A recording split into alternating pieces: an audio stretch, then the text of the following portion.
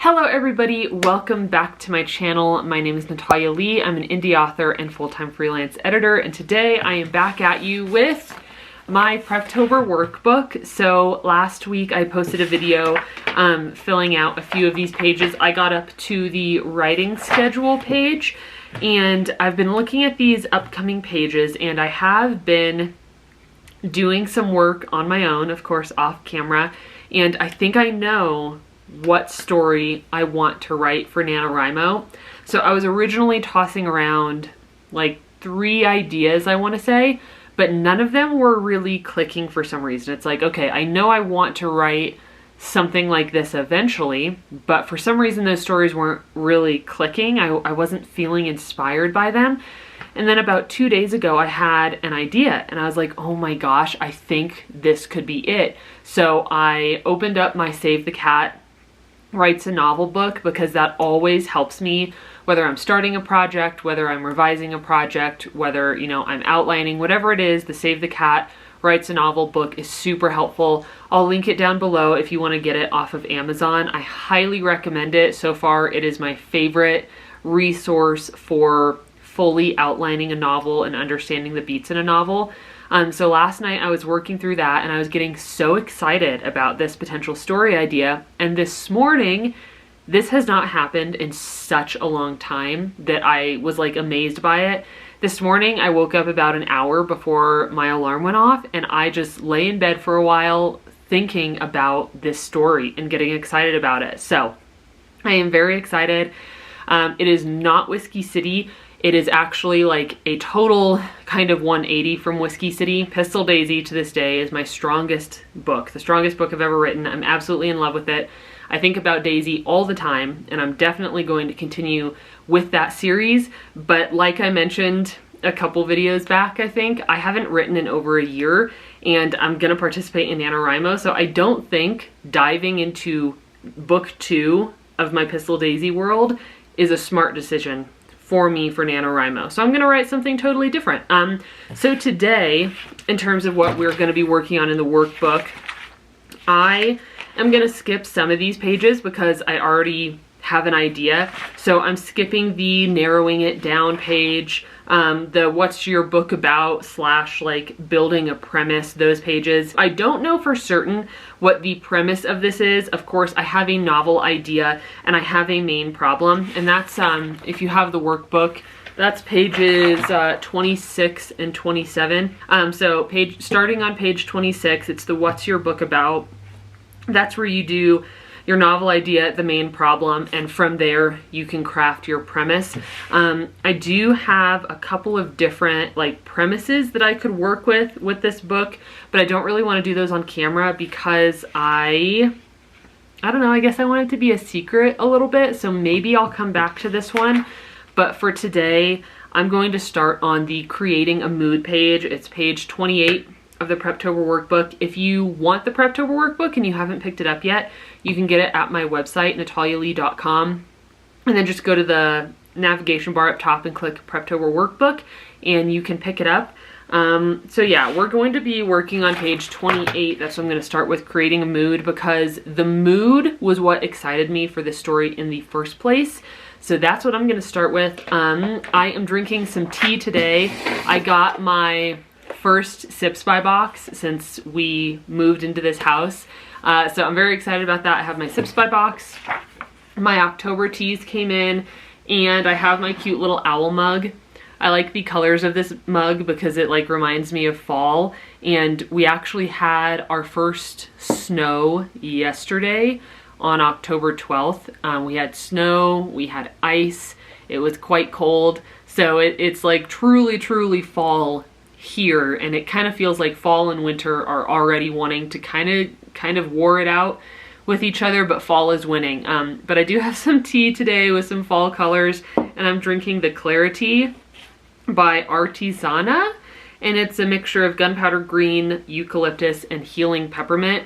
Sounds really good. If you're interested in getting a Sips by subscription, I always have a link down below for $5 off your first box. If you're interested, you get $5 off, and we all get to enjoy some tea. So if you are going to work along with me, turn to page 28 in your Preptober workbook and let's start creating a mood for our NaNoWriMo novel. Alrighty, so let's go ahead and get started. Creating a mood for a story is one of the most exciting parts for me because the way a story makes me feel is one of my favorite things about watching movies, playing story-driven video games, reading and writing books. I love the way it makes me feel, and the way a book makes me feel, I will remember that, like, instead of what actually happened in the novel often. So this is something that I'm very excited to work on. So the first question is, how do I want my reader to feel while they're reading my book? And I have to grab a different pen, one moment. How do I want my reader to feel while they're reading my book? So this book is not within the Song of the Dryad world, but I want a similar cozy feeling. So definitely cozy. I want them to feel like warm, probably whimsical.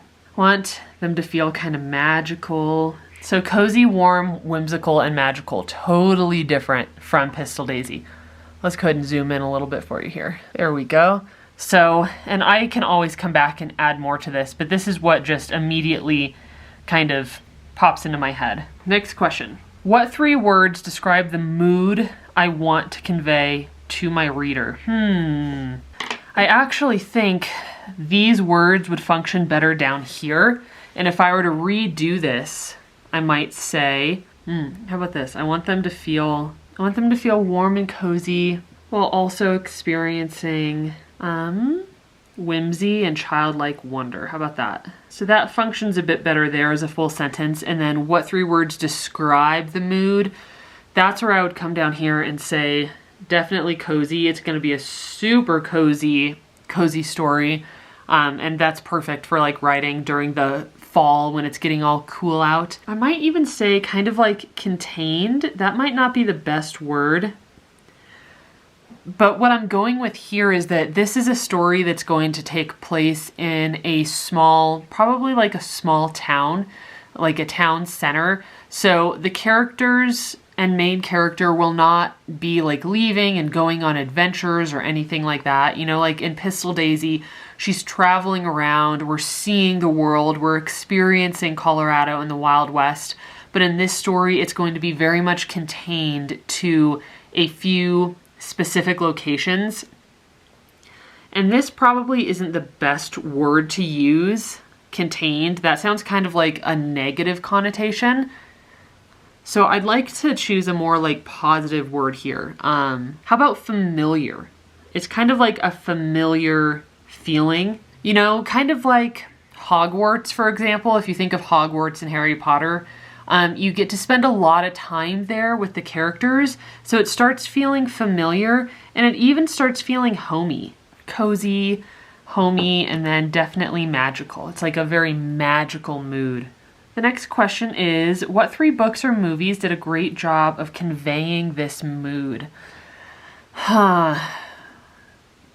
You know, instead of focusing on books or movies, I'm going to step outside of just that, you know, those kind of medias, and I'm going to say Stardew Valley. I know everybody is probably so sick of me saying Stardew Valley, but what I love about that game and the mood of it is that it's safe, it's familiar, it's homey. You're in a, you know, kind of a contained small town. You're getting to know all the townspeople. So that is going to be similar to what I'm going to try to do in this book. You know, you have a small kind of immediate world and setting with characters that you're getting to know pretty well because it's a small town, and Stardew Valley just does a good job with that. I'm going to say in terms of like a show, I'm going to say Gilmore Girls. And of course, Gilmore Girls does not have magical elements, and this will have magical elements. But for anybody who has watched Gilmore Girls, if you enjoyed it, it very much had that cozy, homey, familiar type of feel, especially around this time of year. I feel like there's just something really nice about watching Gilmore Girls at this time of year, you know, with the smell of snow in the air and all of that. So Stardew Valley in terms of a game, Gilmore Girls in terms of a show, and then what else has given me these vibes. I'm gonna say another show. I think it's called The Good Witch on Netflix. So this is kind of in a similar realm as Gilmore Girls in terms of like a small town, but it has more witchy and magical elements, which I really like. So this is interesting. I didn't think about this at all when I sat down to film this. And now that I'm thinking about this, I do feel like I'll be able to draw inspiration from these. You know, when I sit down to play Stardew Valley, I can draw inspiration from that small town and how the like developer of that game made me as, you know, a player fall in love with all of the characters who inhabit that small town. I think it's Pelican Town. And then same thing here, Gilmore Girls. I don't know if I'm ready to like fully dive into another rewatch of that, maybe. But The Good Witch, I only got like a season into The Good Witch. I haven't finished it, so I might want to start watching this again to get these feelings, cultivate this mood and these feelings and emotions to help prepare for writing this book. Now, the next question is, what about these 3 books or movies made them so successful at eliciting emotion in me? What did I love about them, and how can I communicate those same emotions in my work? Something that all of these do really well is building up a vibrant, like, cast of characters. Vibrant/unique cast of characters. You know, this game and these shows, it's, you know, I'm really thinking about Gilmore Girls and Stardew Valley since I know them the most. But it's like whenever, especially in Gilmore Girls, because, you know, most of you might probably be more familiar with this than you would be with Stardew Valley. In Gilmore Girls, it's like there are so many secondary characters, but they are so well developed and so unique and different from one another that it's so easy to fall in love with them.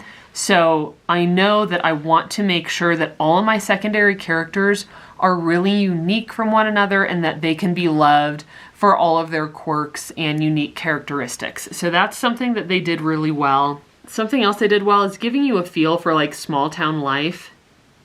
Even if it's not the most realistic portrayal of what a small town life might be like. I personally don't know anybody who has lived in a town like this and knows everybody and has the type of drama that happens in like television shows and stuff. But I think they do a really good job at making you feel like you're there in that small town and you feel like a part of it. So I already know that when I go to write my book, I really want to focus on the secondary cast of characters and the setting and world building so that the place, the small town where this story takes place, feels like somewhere you could get in your car and drive to and get out and immediately feel at home. Have that, you know, feeling of the familiar and the magical. So this has been really surprisingly helpful. I did not expect these 2 questions to help me as much as they did. So I'm really grateful actually that I filled out this page. This is a fun page. So again, that's page 28 if you guys want to work on this in your workbook. So I feel pretty happy with this page. Let's go ahead and probably turn the page and find another one to fill out. All right, so when you turn the page to page 29, this is the writing playlist. I have no idea what my writing playlist is going to be. I really struggled with this with Song of the Dryad as well. I did come up with a playlist for Song of the Dryad, but I tend to turn to playlists. I mean, I always turn to playlists for inspiration, but I think I turn to them more often when I'm writing something that's very action heavy and very epic. I don't know yet what's going to be on here for a cute, whimsical, cozy, magical small town story. So I'm gonna have to think about this some more and listen to Pandora and like listen to YouTube and come back to it. So I'm going to skip this one for now. Ooh, okay, so creating an aesthetic. So this is the page that essentially prompts you to head over to Pinterest and start creating boards for yourself, like aesthetic boards for yourself. I have not done this yet, but but I really want to. So I think I'm actually gonna head on over to my laptop, boot up my screen capture software, and I'm just gonna go ahead and start creating aesthetic boards for this novel.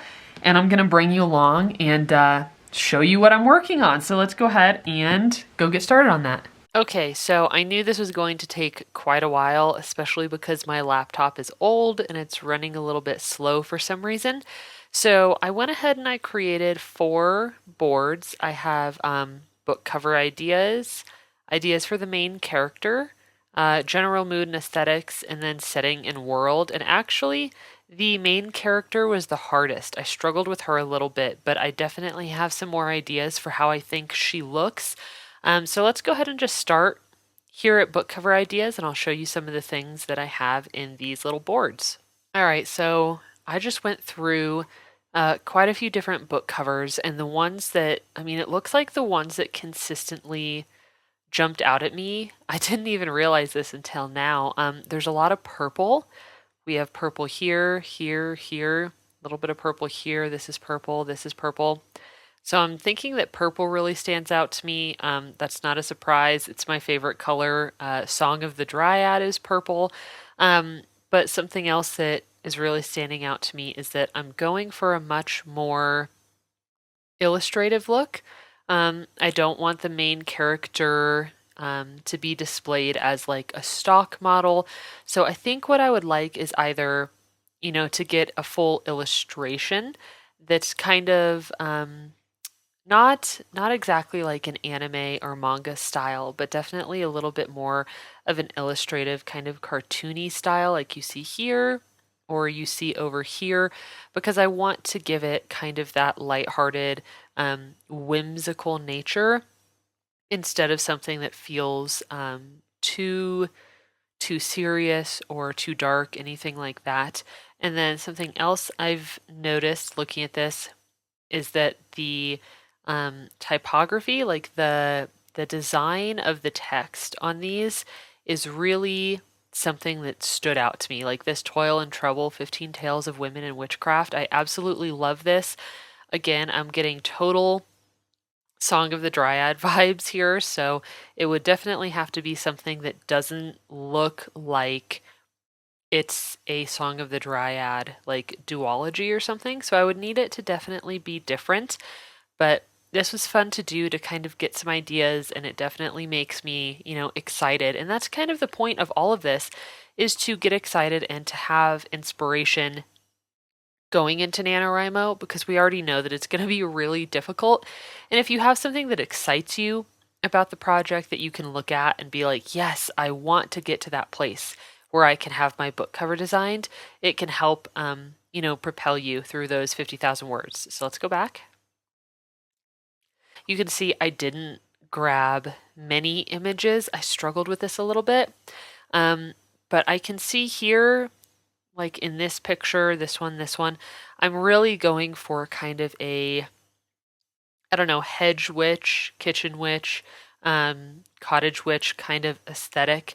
Lots of little potions and plants and herbs and books and tea and food, that kind of stuff.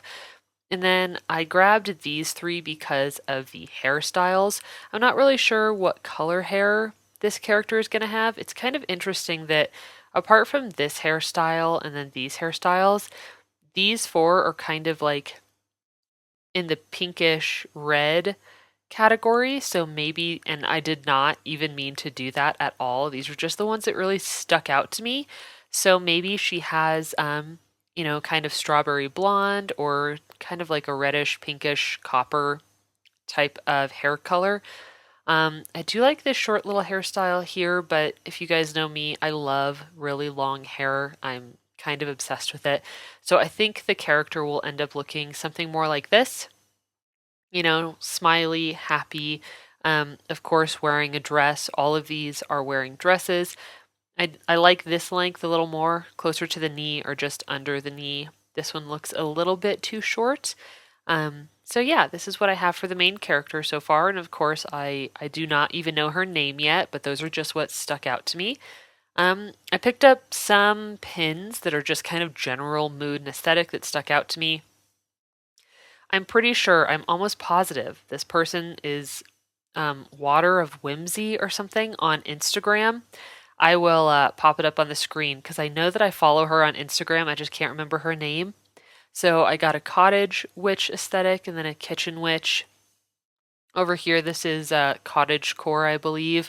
You know, I was just kind of seeing these and they stuck out to me as something that I might want to use to fill the world. You know, this cute little kind of cart here somebody is selling things from. We have teapots that are just bursting with flowers.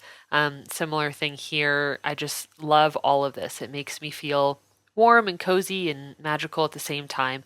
So that's just like an excess board to drop anything that doesn't fit cleanly in the other categories.